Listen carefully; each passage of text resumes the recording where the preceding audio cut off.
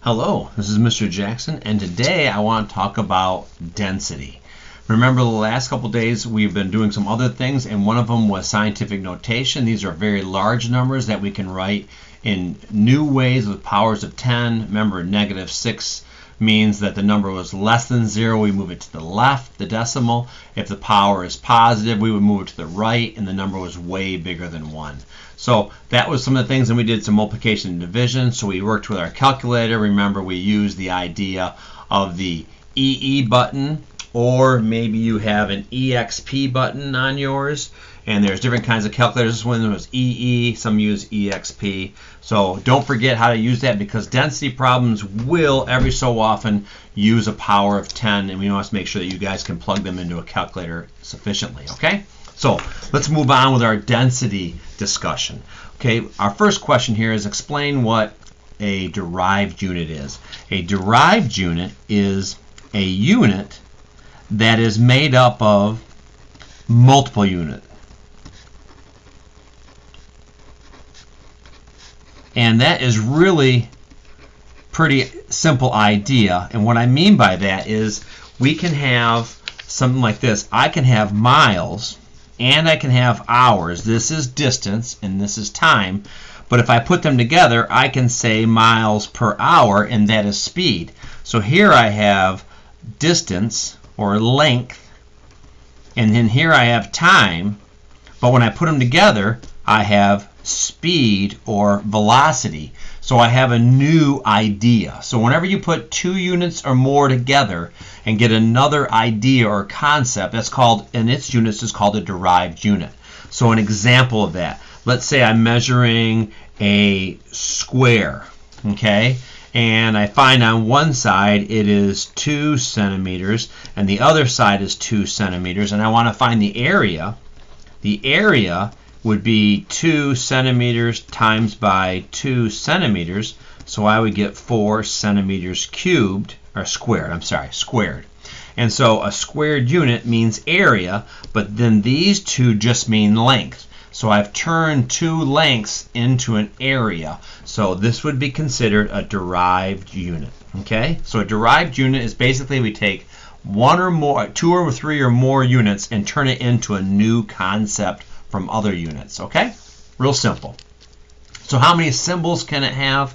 It can have, it's unlimited, okay? But usually we don't have more than 3 or 4, because when they get too many units, they'll actually give it its own name, okay? So how many symbols can it have? It is unlimited, okay?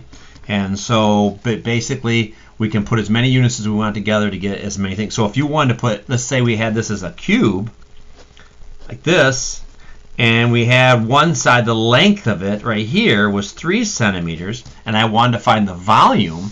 Remember, volume is length times width times height. So I would get centimeters cubed, and so you can keep adding on more and more and keep changing the meaning of the derived unit, okay?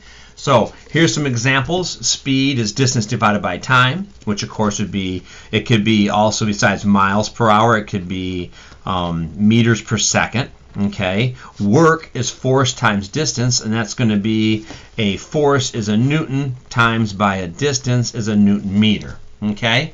So that would be an example of a work unit, okay? Let's make up some units. How about a speed of a snail? Hey, let's say that it takes so many centimeters per hour for this snail to move. Maybe it's rain and fall in a jungle. Maybe it's so many inches of rain in so many days. So that would be a derived unit, more of units put together, okay? So the reason I want to do that is because density is a derived equation. It's going to have more than one unit in its answer. So density is defined as mass of an object divided by its volume. Okay? Mass divided by volume. Its most common unit for density is mass is grams, and volume is usually in milliliters, so its most common unit is grams per milliliters, so it's on the bottom, okay? So that's the most common unit you'll see.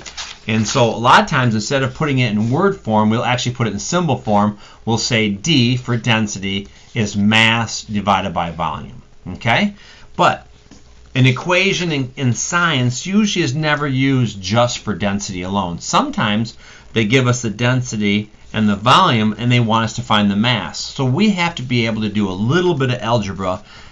Sometimes in chemistry, it's quite common. So sometimes we want to get the mass by itself, and sometimes we want to have the volume by itself and use the other two.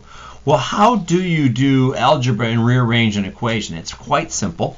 You just basically move letters around like you would numbers in an equation.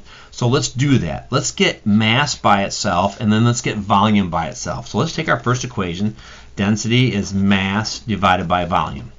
And if I want to get mass by itself and I'm dividing by volume, the opposite of division is multiplication, but I got to do the same things to both sides. So then the volume gets moved over. So my new equation is mass is density times volume. So density times volume.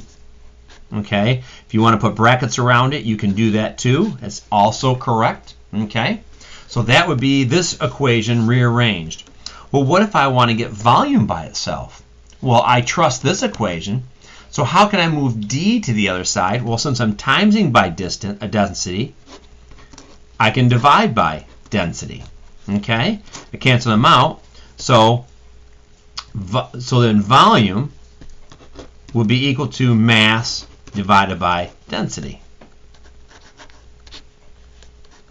Okay, so those are this equation rearranged. But if you're not good at algebra, that's okay. We can give you it in a simpler form. Whenever you have a simple three-part equation like this, there are some tricks to remembering these things. Let me give you a little help at doing that, okay? Because I know we're new into chemistry. So I'm going to show you this cool little pie chart, okay? I have learned that if you take a simple equation like this, okay, and you rearrange it, and we're going to do this. We're going to go MDV. So mom is greater than dad and the children. We'll say little vittles in the house or whatever. So MDV. And here's a cool little way to remember these equations. If you ever see this pie chart and you put this in this form, watch this. Density, if I put my finger over density, it is mass divided by volume. So I get that equation. So if you cover up the one you want, you actually get the mathematical equation for you. So look at right here. Mass is density times volume. They're next to each other. So if I cover my finger, so mass is density times volume. So then volume, if I cover that up, is mass divided by density. So that's a quick, easy way to remember these equations with that little pie circle. So if that helps you, that is awesome. Okay? So what I want to do right now is just do a quick little practice with you guys and do a couple problems. Let's do some of these problems. So I've got a worksheet here that I have, one of many, okay, and I want to do a couple problems off this worksheet. Okay? So how do you start these problems? Well, here's what I always do. I write a given list, and then I go from the given list to this pie circle and figure out what I want to solve for, and then I find the math, and then I do the math. So let's write down what things we've been given. Here it says the density of silver is 10.5 grams per cm3s. See, it's got two units. Okay, it's got a gram number and it's got a volume unit. Grams, so that must be a density number. So a density number, most common units is this, but there can be other units like grams per cm3, and that's because a volume is 3 units, or this way. So really a milliliter is the same thing as a centimeter cubed. So sometimes they're just written in different ways depending on the scientist. Okay? So I have a density, so I know that this is a density number by its symbol. So my density is 10.5 grams per cm3, or if you want to write milliliters, that's fine. Find the mass, so they want me to know mass, question mark. And they said if the silver occupies 99% 965 centimeters cubed of space. So that's a volume number. 965, and that's cm3s. That's a volume. Okay? So I want to find mass. So I'm going to cover this up. Mass is density times volume because they're by each other. So I'm going to multiply these two numbers. So m is density times volume. So I'm going to put 10.5 grams per cm3 times by 965 cm3s.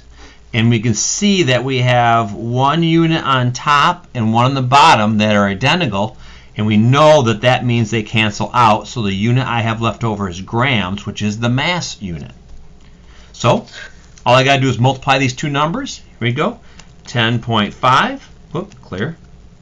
10.5 times 965 is 10,000.